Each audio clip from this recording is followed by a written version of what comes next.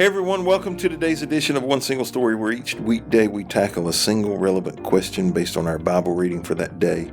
This week our reading is centered around the book of Galatians, and today I'm joined by Alyssa Bream and Zack Unkenholz. And our question comes from our reading in Galatians 5, 1 through 6. So let me just read those 6 verses. So Christ has truly set us free. Now make sure that you stay free and don't get tied up again in slavery to the law. Listen, I, Paul, tell you this. If you're counting on circumcision to make you right with God, then Christ will be of no benefit to you. I say it again, if you're trying to find favor with God by being circumcised, you must obey every regulation in the law of Moses. For if you are trying to make yourselves right with God by keeping the law, you have been cut off from Christ. You have fallen away from God's grace. But we who live by the Spirit eagerly wait to receive by faith the righteousness God has promised us. From when we place our faith in Christ Jesus, there is no benefit of being circumcised or uncircumcised. What is important is expressing oneself in love. So yesterday, the subject came up about circumcision, and this is a tension point in the Jewish church. Acts 15, they have a big meeting because the Gentiles aren't getting circumcised. The Jews are wanting them to be circumcised, and Paul is writing this church to the church at Galatia, and he is talking in these verses about circumcision, but he refers to the law. So the question that I have is, Paul only addressing circumcision here, or are all other pieces of the law irrelevant? In this circumstance, I think he is talking about circumcision because, like you said, Acts 15, it was just the issue, the hot button issue of the day. I think we could compare it to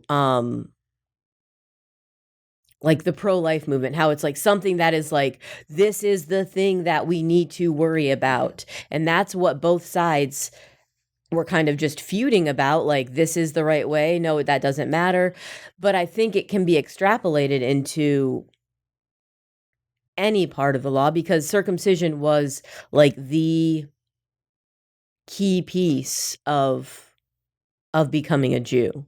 So that what meant a whole other bunch of things. If you were circumcised as a Jew, then it meant a whole bunch of other things. So while it is about circumcision, I think I think today we can read it as anything that we try to do to be made right with God besides relying on Christ.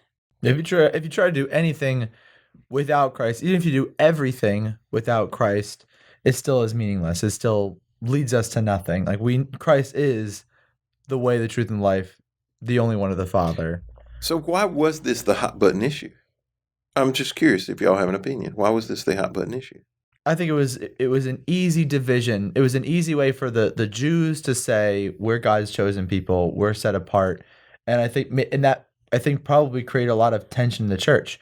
I mean, even like Alyssa was saying today, there are still hot topic issues in the church that we will say, oh, if you agree with this or if you disagree with this, then you're out, and I do think it doesn't mean we shouldn't talk about those things. I think there's still important topics to talk about, but it was an easy division for the Jews who had put their faith in Christ and the Gentiles who wanted to come to Christ. So how did they know?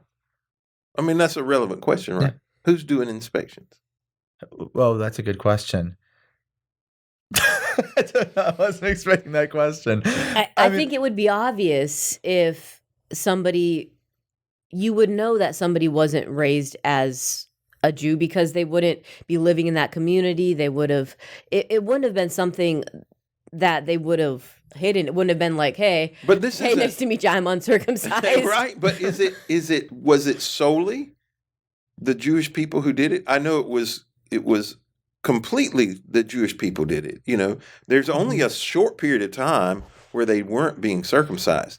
When they're in the wilderness, it appears that they weren't being circumcised for those 40 years, because when they move into the promised land, God says, okay, enough of overlooking this. You've got to go back. but would they have been the only culture or religion or people that were being circumcised? Was it exclusively Jewish?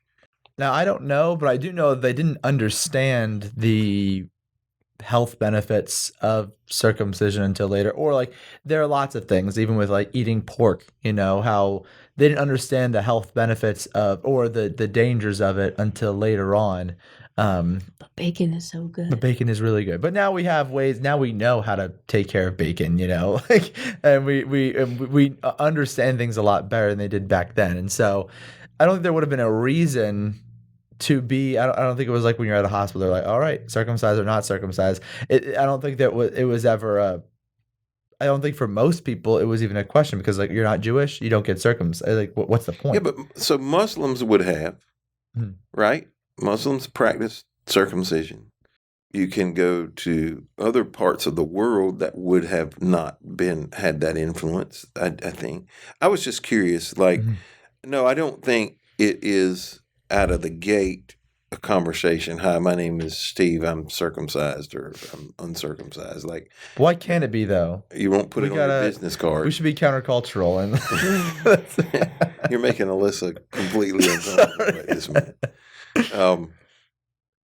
I think that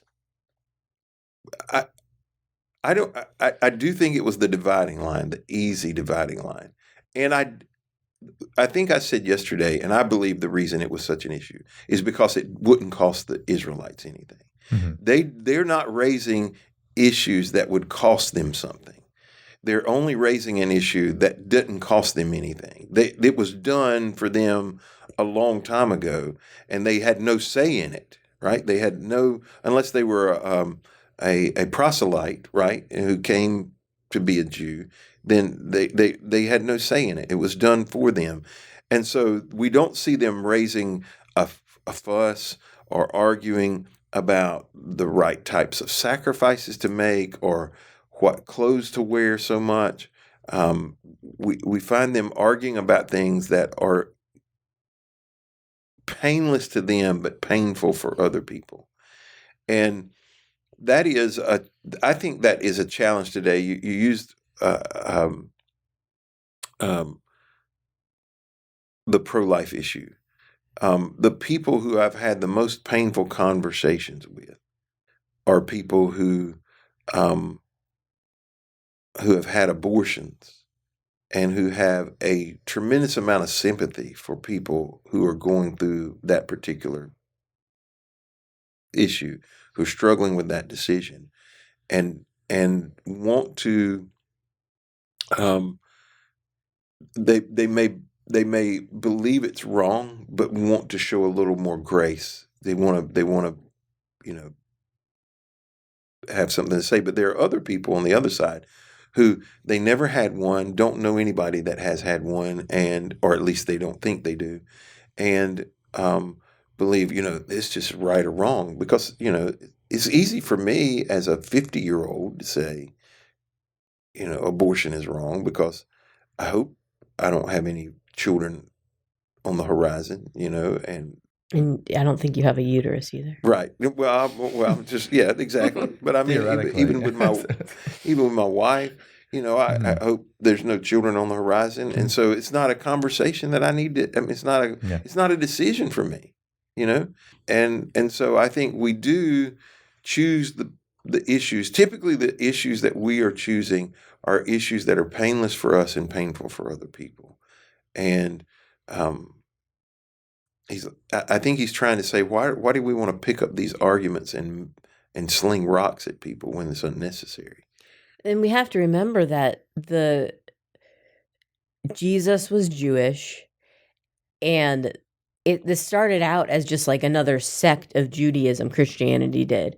So it wasn't like all of a sudden Jesus was raised from the dead and then boom, this is a new religion we're doing. Like, for a long time it was very connected to Judaism, and so there was that tension. Jewish. Right, it was very Jewish. All there were Messianic Jews. Right. And so there was just that tension of figuring out what this truly meant to be a Christ follower. And I think seem to not and maybe have any sympathy for these people that are like, circumcise them. But they, I think, really thought that they needed to be circumcised. Oh, no, I believe they did. Right. Yeah, I believe they were full of conviction. Right. I don't have any doubts about Right. that. They were full of conviction, but it was they wrong were conviction. Right. They were wrong. Right. And Rick Warren, I heard him say it like this. He said, sincerity has nothing to do with right or wrong, because you can be sincerely wrong. And I saw growing up people who were sincere in their expectations of people. They were just wrong in their expectations of people. It didn't make them unchristlike or insincere Christians. They were sincere in what they believed needed to be done, but they were just wrong about it. And this is a case where they are sincere. They're just sincerely wrong. That's the way to say it. They're sincerely wrong. And we can look at that 2,000 years later and see that easily. And I think that people will look back on us, although we're obviously not going to be in the Bible, any of the social issues going on, and it'll be like clear some of these things that we're squabbling about within Christians areas, and it'll just be like, my goodness, how could they see that way? Because the issue will have passed. Well, in a much more modern context, slavery is one of those. Like today, it's easy to look back and say, how could they do that? Mm-hmm. But they were well-meaning preachers and Christians and slave owners using the Bible to justify what they were doing. And they were sincere about it. They were genuine in their belief that it was okay, and this is God ordained. We get 200 years later, you didn't even take that long. You by within 50 years or so of the Civil War and the transition away from slavery, you begin to see culture being able to look back and say, "Gosh, how can we do that?" Us from the North are like, we always knew it was wrong. Yeah. Ohio don't count. I've been told that.